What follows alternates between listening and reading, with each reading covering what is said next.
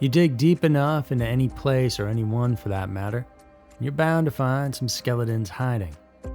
And as it turns out, for the state of Illinois, it wasn't that hard to find them, both figuratively and literally. Here are 5 strange and terrifying mysteries from Illinois. Number 5.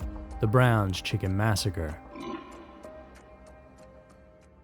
It was a bitterly cold January evening in 1993 when the small suburb of Palatine, Illinois became the stage for a brutal crime. There, inside the Brown's Chicken and Pasta restaurant, the quiet hum of closing routines gave way to chaos, violence, and then ultimately silence. The 7 lives were taken that night, and for nearly a decade, the question hung heavy in the air: who did this and why? The victims included the restaurant's owners, Richard and Lynn Ellenfelt, a hardworking couple in their late 40s and early 50s who had spent years building their dream. Alongside them were 5 employees: Guadalupe Maldonado, a 46-year-old father, and Thomas Menz and Marcus Nelson, both in their early 30s, and 2 teenagers, Michael Castro and Rico Salas, who were only 16 and 17 years old.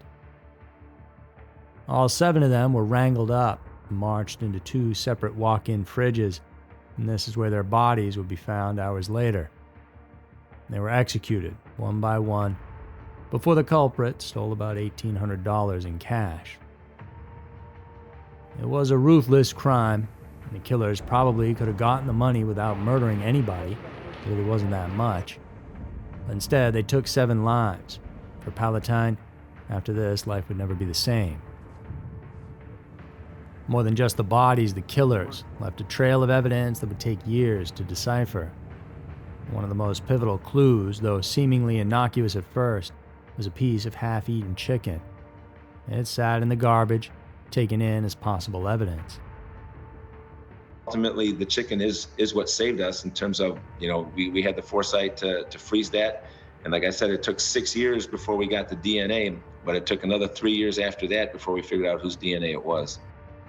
The investigation itself was relentless, but fruitless for nearly a decade. The families mourned, communities speculated, and the shadow of the crime loomed over the small town. Businesses suffered, and Brown's Chicken itself saw a staggering 35% drop in sales, eventually shuttering over 100 locations.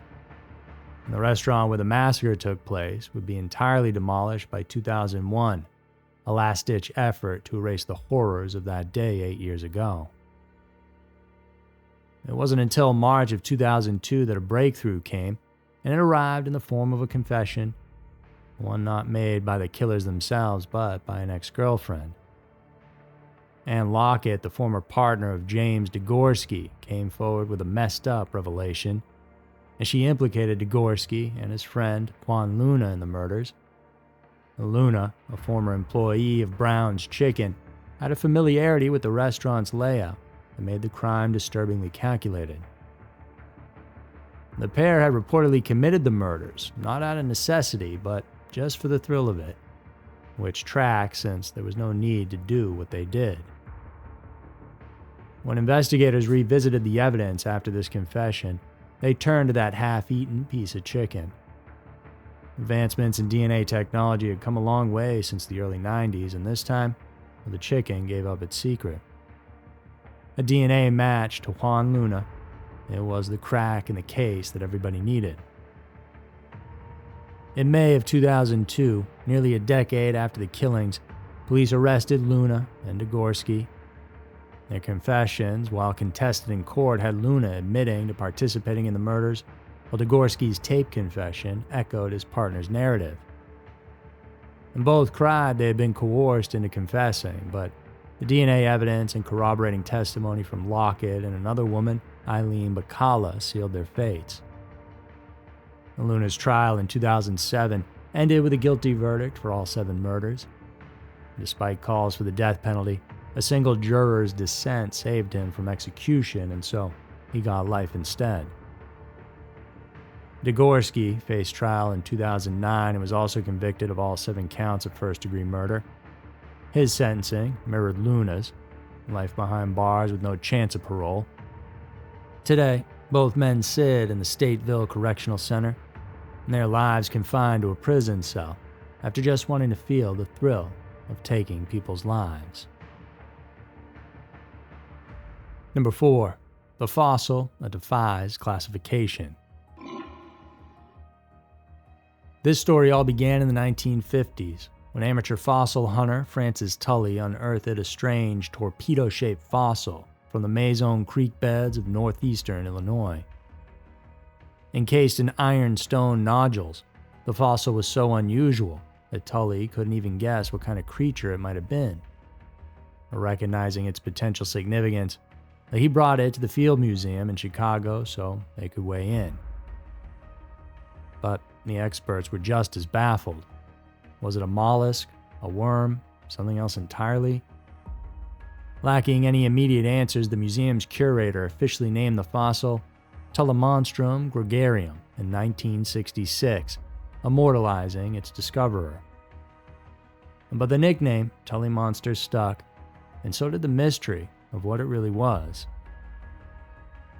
The Mason Creek beds, where Tully made his find, are a treasure trove of ancient life, preserving creatures from a warm estuary that existed over 300 million years ago. While fossils of soft-bodied organisms, like jellyfish and worms, are rarely found elsewhere, this site's exceptional preservation offered an unprecedented look into the past. But even in this rich context, the Tully monster stood out. And for decades, researchers struggled to place the creature on the evolutionary tree. Its long, flexible trunk ended in a claw-like appendage, lined with sharp teeth, but this feature provided little clarity. As some thought it might be a segmented worm, others hypothesized it was a type of swimming mollusk. In 2016, a team of paleontologists proposed that the Tully monster was a jawless fish, akin to lampreys or hagfish, with a primitive, backbone-like structure known as a notochord. Still, though, not everyone was convinced. The claim stirred debate as many of the fossil's features seemed inconsistent with those of vertebrates. This scientific tug-of-war, so to speak, brought new urgency to the study of the Tully monster, leading to a groundbreaking investigation by a team of Japanese scientists in 2023. Using advanced 3D laser scanners, evolutionary biologist Wataru Awasaki and his team analyzed over 150 Tully monster fossils in unprecedented detail. And their goal? To move beyond subjective interpretations and extract hard, measurable data from the fossils themselves. The team discovered subtle surface irregularities on the fossils and features that had never been studied before. These anomalies revealed key anatomical details, leading the researchers to challenge the idea that the Tully monster was a vertebrate. The supposed gill pouches, fin rays, and trilobed brain of earlier studies turned out to be misinterpretations. Even the claw-like structure at the end of its snout, long thought to resemble the teeth of lampreys, didn't match those of modern jawless fish. One of the study's most compelling findings was the segmentation in the Tully monster's head extending in front of its eyes. And this anatomical detail has no known parallel in vertebrate species.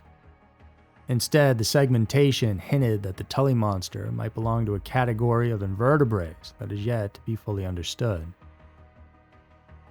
While all this is uncertain, what everybody seems to be able to agree on is that there is a need for more research.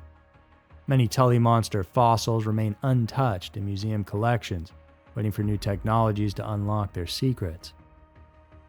With advances in tools like high-resolution scanners and microcomputed tomography, the scientists are hopeful that these dormant specimens could hold the key, finally solving the riddle of what the Tully monster is. Number 3. The disappearance of Stacy Peterson. Behind closed doors, no one truly knows what happens in a marriage except for the couple who are in it. And generally, this saying alludes to the idea that on the surface, the two might appear perfect, but When they're alone, there's arguments and resentment.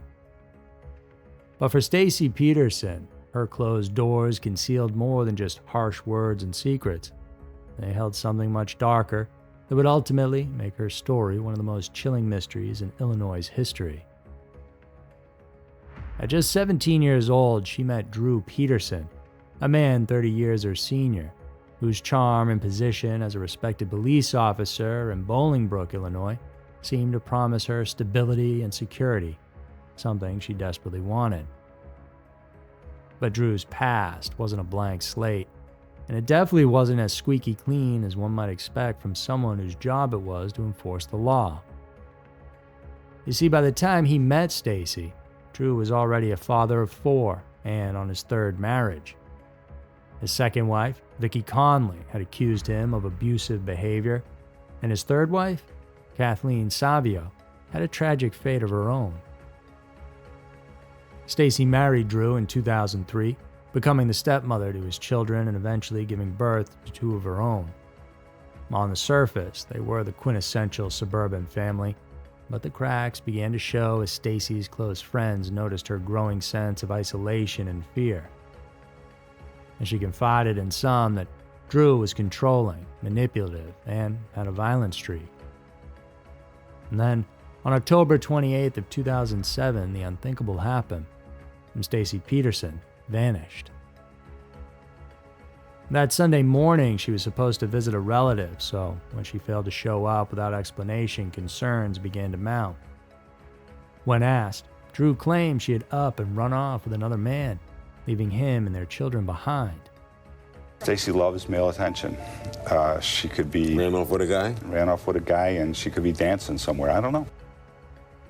According to him, she called from an undisclosed location to say she had had enough and needed to start life anew. But Stacy was a devoted mother who would never leave her kids behind like that, so his story didn't track. As authorities launched their investigation, they couldn't ignore the glaring spotlight on Drew Peterson. His behavior after Stacy's disappearance was at best suspicious. He seemed unnervingly calm, joking with reporters and brushing off concerns about his wife. It's Stacy, and I'm not giving up until I bring you home. Everyone seemed worried about Stacy Peterson's disappearance. Everyone except Watch this. Drew Peterson.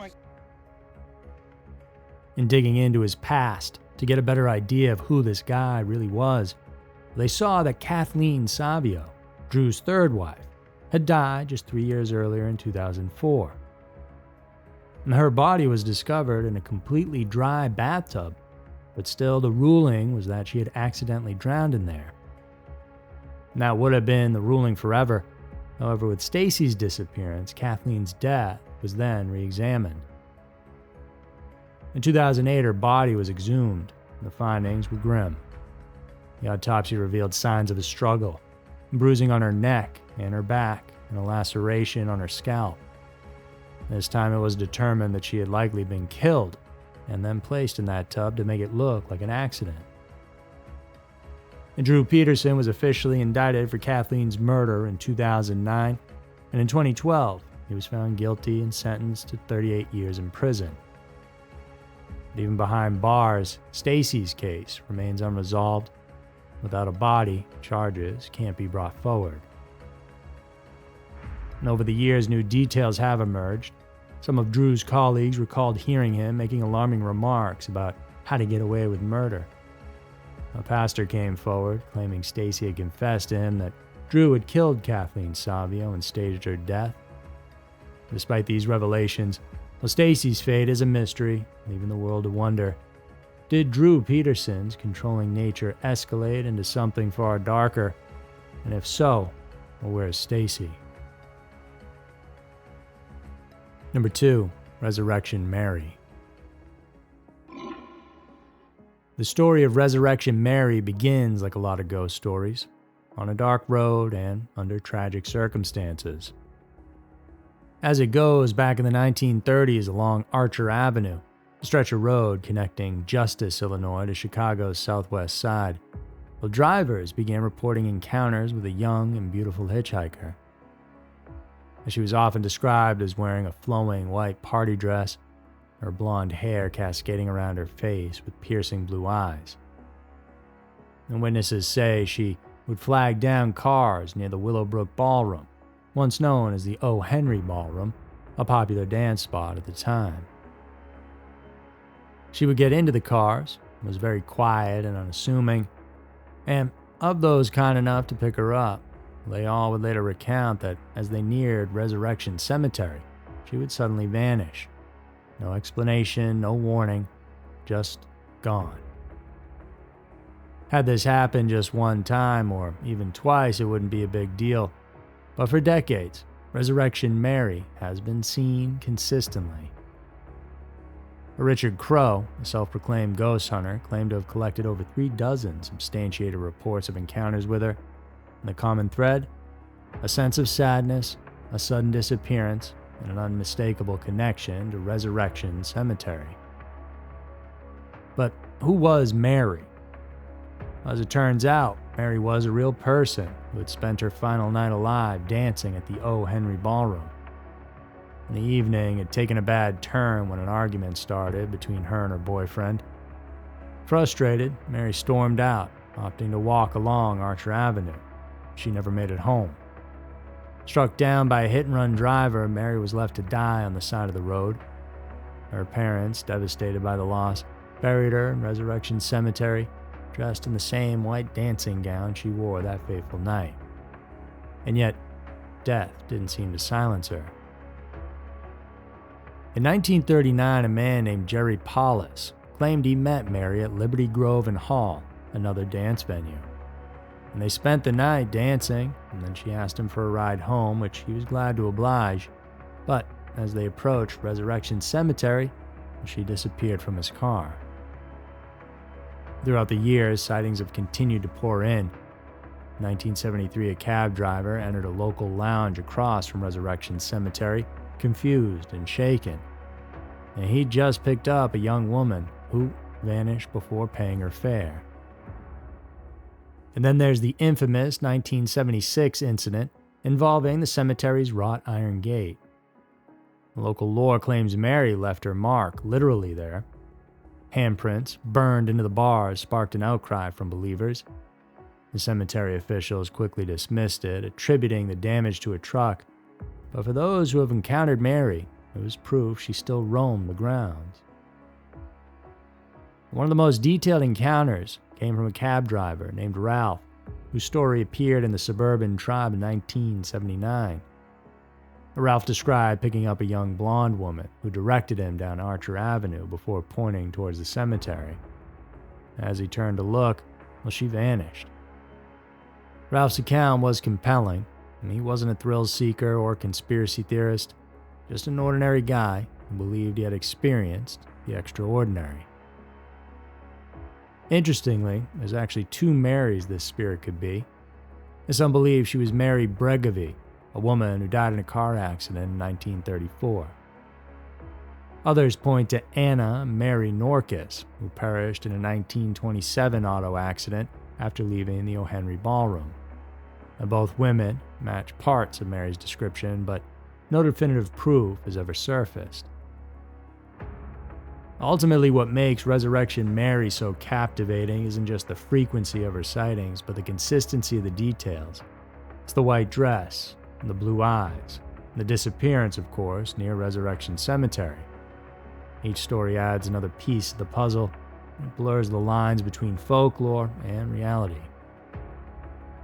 Chicago has seen its share of hauntings, of course, but Resurrection Mary remains its most enduring mystery.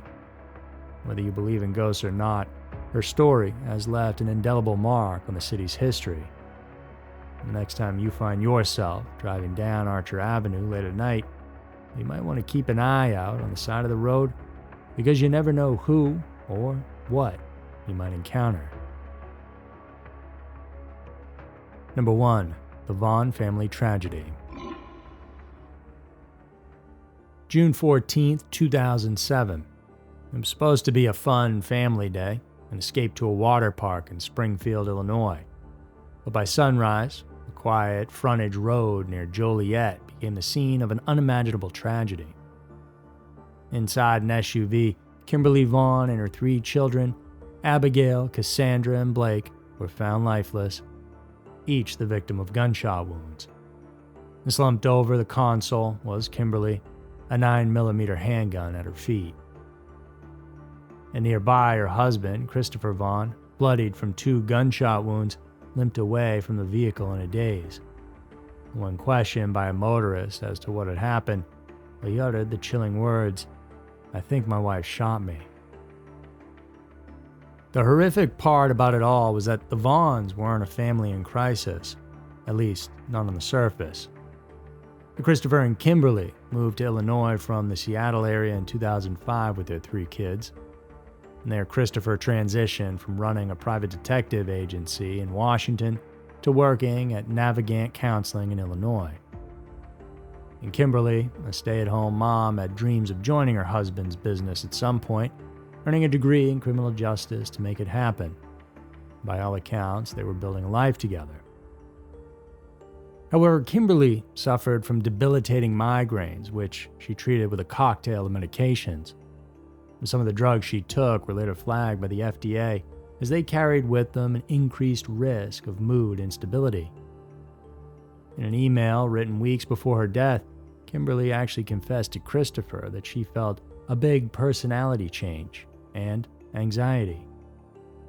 And was her struggle with these side effects a key to understanding the tragic events of that June morning, or a convenient scapegoat for a calculated crime? As investigators unraveled the events of that morning, the narrative began to shift, and suddenly the blame began to fall on Chris.